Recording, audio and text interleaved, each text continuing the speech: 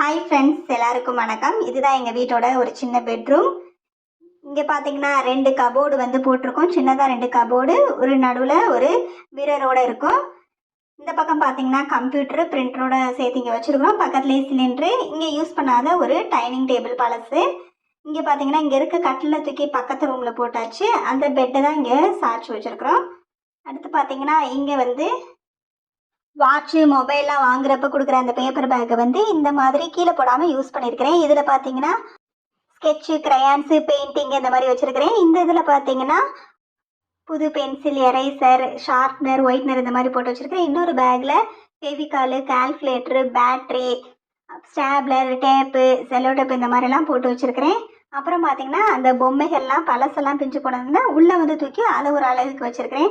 கீழே 2 iron box இருக்குது. அது கீழே இருக்க ரேக்கில் வந்து ஸ்கூல் புக்ஸ் ஒரு சைடு பிளே கிட் இருக்குது.